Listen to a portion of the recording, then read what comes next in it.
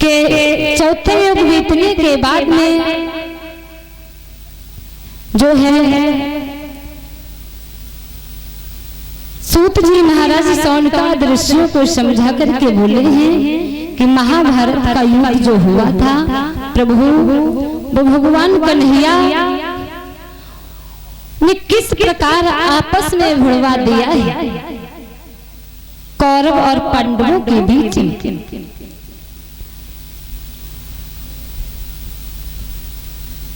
जब महाभारत का युद्ध हुआ था सारी सेना मारी जा चुकी थी। कौरव और पांडवों दोनों पक्ष में बहुत ही कुरुक्षेत्र के मैदान में घमासान युद्ध चल रहा था। एक से एक वीर गति को पा चुके थे। दोनों योद्धा में से कोई भी योद्धा कम नहीं पड़ रहा था। बताया भी जाता है जिसकी तरफ भगवान की आशीर्वाद हुआ करती है लेकिन उसके लिए ये मायने नहीं रखता है कि वो 100 थे और वो केवल 5 ही थे।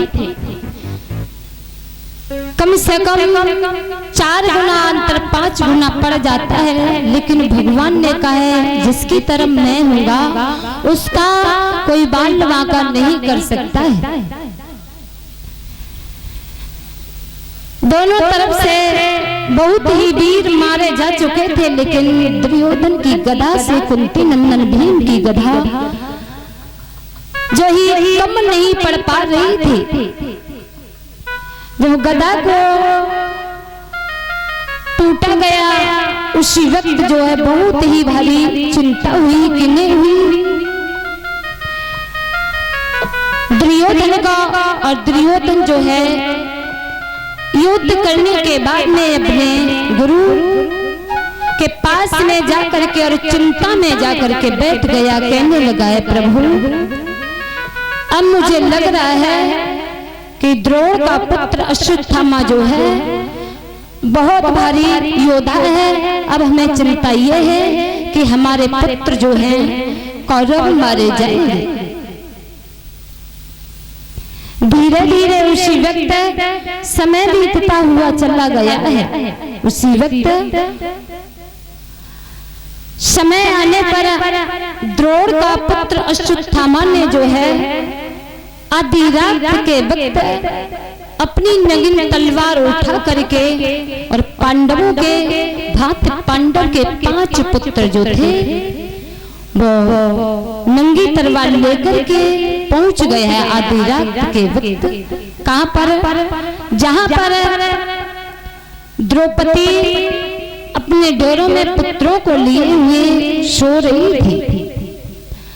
पास में जाकर के पहुंचा है। उन्होंने जाकर के कहा है कि मैं जब तक अपने बदला नहीं ले लूंगा अपने वीर का तब तक मेरे हृदय में तसल्ली धारण नहीं होगी। और तसल्ली धारण जब होगी जब मैं बदला ले लूंगा। और उसी वक्त जाकर के निकल पड़ा है। देखा है मैया द्रौपदी जो है 5 पुत्रों को लेकर के गहरी नींद में सो रही है। और उधर अश्वत्थामा ने जो है पांडव समझ करके पांडव के चेहरे को समझ करके उन पुत्रों को सर को काट दिया। और सुबह हुआ है वही अश्वत्थामा बाहर निकल आया है। जब सुबह हुआ है द्रौपदी सोकर के उठी है। देखा है अपने पुत्रों की तरफ तो उसके हृदय में तसल्ली धारण नहीं होती है। कहने लगी है पता नहीं मुझे मेरे पुत्रों को सर जो है कौन काट करके चला जाए। उसी समय क्रोध में आकर के और प्रभु से प्रार्थना करके कहने लगी दीनबंधु क्या किया है तुमने मेरे साथ में। रोने लगी और कहने लगी है प्रभु जी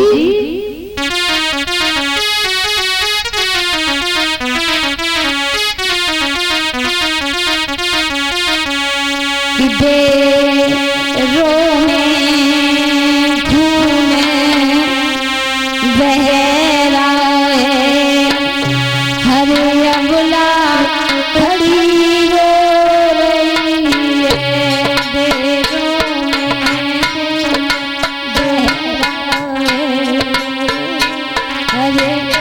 भला घड़ी रो रही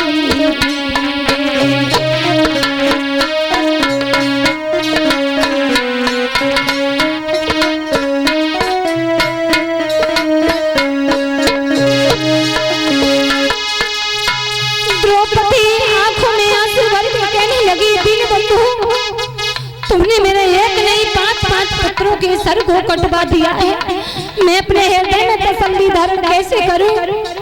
परमात्मा से विनती करके रोने लगी और कहने लगी, प्यारी द्रौपदी देरों में खून बह रहा है, अरे लाखड़ी रो रही है। द्रौपदी बाल बिखराए हुए लालों पे पड़ी रो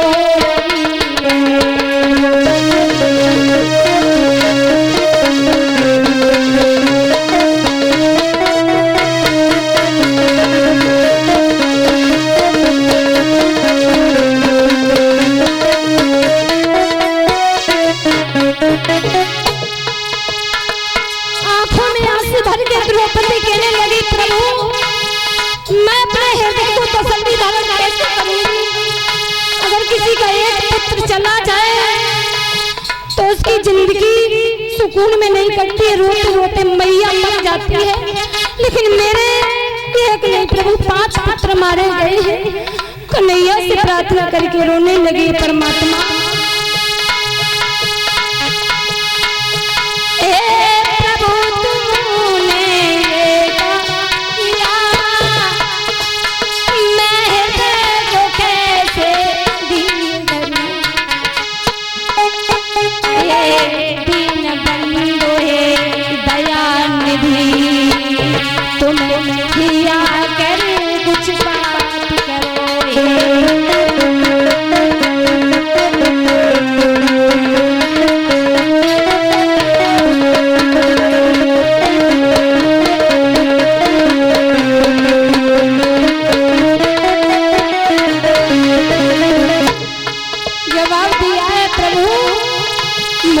जवाब दिया है। मोहन के आते की बोली, प्रभु जी आओ बेकासी है। अथवा से खेल तुम्हारे कुछ और कसर भी बाकी है।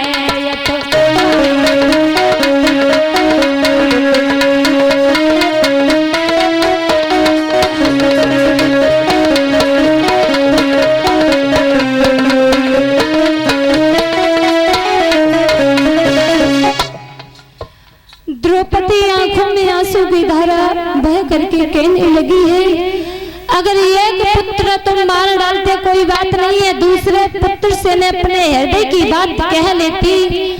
दूसरे को मार देते, मैं तीसरे से अपने हृदय की बात कह लेती। है मेरे जीवन में कोई भी नहीं है, मैं अपने हृदय को इस जिंदगी को कैसे व्यतीत करूंगी।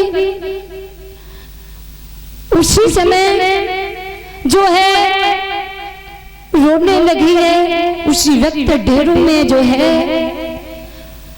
आना हुआ है अर्जुन का और जवाब दिया है, द्रौपदी क्या कारण है जो तुम इस तरीके से रोने लगी हो। इधर में पांडवों की भात उनके 5 पुत्रों के जिस सर को काटा है और अश्वत्थामा ने विचार किया है कि मुझे लग रहा है कि पांडव नहीं है, उनके 5 पुत्र हैं। जब सर को काट लिया है तो अश्वत्थामा अपने प्राणों को लेकर के भाग गया है। कहने लगा है पांडव मुझे छोड़ेंगे नहीं। जब छोड़ेंगे नहीं उसी समय जाकर के दुख जाता है। इधर में भगवान कन्हैया के मित्र जो रहे, भगवान कन्हैया लेकर के अर्जुन लेकर के आए हैं। कहने लगे हैं मैया ये बताओ आपका रोना किस प्रकार हुआ है। जवाब दिया है देखो मेरा रोना इस प्रकार हुआ है कि एक नहीं बल्कि मेरे 5 पुत्रों को अश्वत्थामा सर काट करके और चला गया है और बोला है द्रौपदी